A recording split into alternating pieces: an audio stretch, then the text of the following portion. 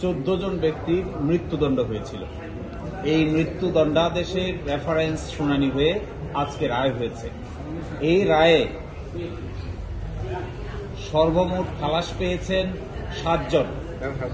এই 7 জনের ভিতরে 4 জন খালাস পেয়েছেন যারা কন্টেস্ট করেছেন, 1 জন খালাস পেয়েছেন যিনি পলাতক ছিলেন, নুরুল আমিন। এছাড়াও 2টো আপিল এবেটেড হয়ে গেছে, জনাব মতিউর রহমান নিজামী এবং জনাব আব্দুর রহিম, ওনাদের আগেই মৃত্যুবরণ করেছেন।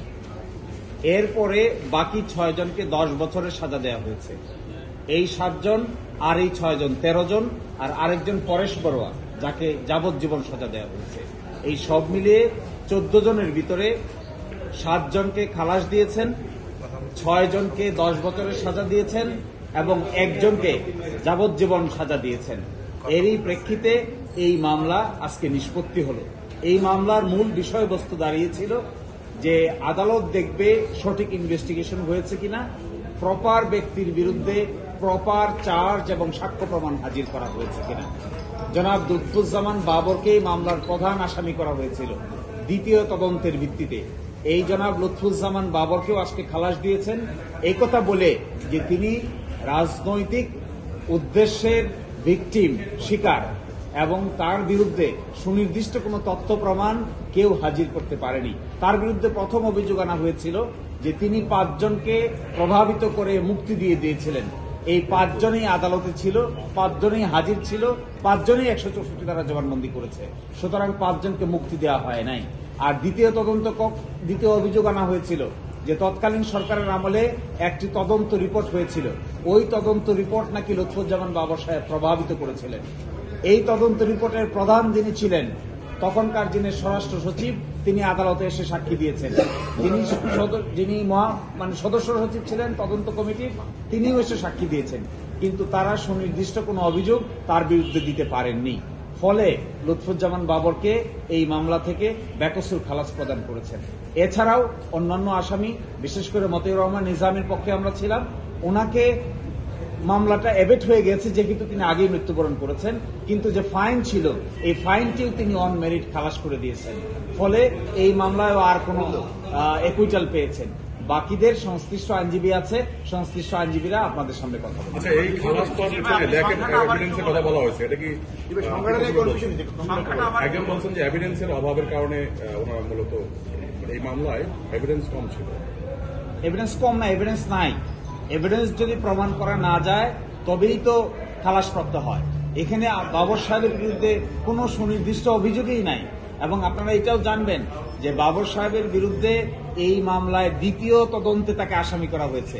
প্রথম তদন্তে তো তিনি আসামিই ছিলেন না। 28 জন সাক্ষী হয়ে যাওয়ার পরে নতুন করে অ্যাপ্লিকেশন দিয়ে তদন্ত করে ফার্দার ইনভেস্টিগেশনে বাবর সাহেবকে আসামি করা হয়েছিল। সেই জন্য ফার্দার ইনভেস্টিগেশনের যে সাক্ষ্য প্রমাণ এসেছে সেখানে সুনির্দিষ্ট কোনো সাক্ষ্য প্রমাণ আসেনি। ফলে খালাস দেওয়া ছাড়া আদালতের সামনে আর গত্যন্তর থাকে না।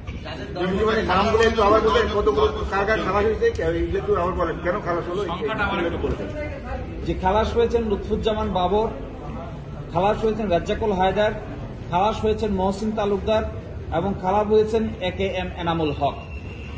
একই সাথে এই খালাসের মধ্যে মৌলানা মতিউর রহমান নিজামী এবং নুরুল আমিন, যিনি তখন সেক্রেটারি ছিলেন শিল্প মন্ত্রণালয়ে, এবং যার মামলা এবেট হয়ে গেছে, মৃত্যুবরণ করেছেন ব্রিগেডিয়ার জেনারেল আব্দুর রহিম। আর যাদেরকে 10 বছরের সাজা দেওয়া হয়েছে তারা হলেন আকবর, লিয়াকত, শাহাবুদ্দিন, হাফিজ, মঈনুদ্দিন, হাজি আব্দুস সোবান। তাদেরকে 10 বছরের সাজা দেওয়া হয়েছে এবং যাবজ্জীবন সাজা দেওয়া হয়েছে পরেশ বড়ুয়াকে। সম্ভবত পরেশ বড়ুয়া আগেই বন্দি বিনিময়ের চুক্তির অংশ হিসেবে বাংলাদেশ থেকে তাকে ভারতে নিয়ে যাওয়া হয়েছে। যাদের 10 বছর হয়ে গেছে তাদের কি হবে? আর যাদের 10 বছরের সাজা হয়ে গেছে তাদের জন্য বলেছেন 35-এর এ ধারা প্রযোজ্য হবে। 35-এর এ ধারা প্রযোজ্য হওয়ার অর্থ হল তারা ট্রায়াল চলা অবস্থায় এযাবৎকাল যতদিন কাস্টডিতে ছিলেন এটি তাদের সাজার মেয়াদ থেকে বাদ যাবে। যদি বাদ যায় তাহলে 10 বছরের অধিক সময়, কারণ 2004 সালের ঘটনা, আজ পর্যন্ত তাদের কারাবাস হয়ে যায় প্রায় 20 বছর। ফলে এই রায় কমিউনিকেট হওয়ার পরে তারা যে 10 বছরের সাজা হয়েছে তাদের সকলকেই কারাগার থেকে মুক্তি দিয়ে দিতে হবে। আচ্ছা, কোর্ট কিছু অবজারভেশন দিয়েছে, কি বলেছে কোর্ট? জি, কোর্টের যে মূল অবজারভেশন বলেছেন যে কোন একটা ট্রায়াল হওয়ার মূল উদ্দেশ্য হলো অপরাধের শাস্তি দেওয়া, আবার একই সাথে উদ্দেশ্য হলো নিরপরাধ ব্যক্তিকে যেন সাজা দেওয়া না হয়, এটাও ট্রায়ালের উদ্দেশ্য। এবং তিনি বলছেন যে পুলিশের দায়িত্ব হলো প্রপার ইনভেস্টিগেট করা, প্রপার আসামিদেরকে প্রপার এভিডেন্স আদালতের সামনে উপস্থাপন করা। পুলিশ যদি সেটি ব্যর্থ হয় তাহলে আদালতের সামনে খুব বেশি কিছু করার থাকে না। এবং তাই বলেছেন যে ফেয়ার ট্রায়াল হলো ন্যায় বিচারের পূর্ব শর্ত। যারই বিচার করা হোক না কেন, যে ঘটনারই বিচার করা হোক না কেন, যত হিনাস ক্রাইমই হোক না কেন, অবশ্যই দেখতে হবে ফেয়ার ট্রায়াল হয়েছে কিনা, এটা তার পূর্ব শর্ত মেনটেন করতে হবে। এবং তিনি বলেছেন এর মূল উদ্দেশ্য হলো proper investigation, proper trial, proper ব্যক্তিকে সাজা দেওয়া। ইমপ্রপার ব্যক্তিকে সাজা দেওয়া কোনো বিচারের মূল উদ্দেশ্য হতে পারে না। এখানে যে অবজারভেশনটা তিনি দিয়েছেন যে ইনভেস্টিগেশনের পারপাস কি, ইনভেস্টিগেশনের পারপাস হলো উপযুক্ত সাক্ষ্য প্রমাণ, অকাট্য সাক্ষ্য প্রমাণ কোর্টের সামনে হাজির করা। যদি ইনভেস্টিগেশন করে অকাট্য সাক্ষ্য প্রমাণ হাজির করতে না পারে, আদালতের সামনে এভিডেন্স ছাড়া অন্য কিছু দেখার সুযোগ নাই। এই জন্য বাবর সাহেব বেকসুর খালাস পেয়েছেন, নিজামী সাহেব বেকসুর খালাস পেয়েছেন। আমরা এই মামলা পরিচালনা করেছি। আমাদের পক্ষ থেকে আমরা সকলকেই ধন্যবাদ এবং অভিনন্দন। Thank you.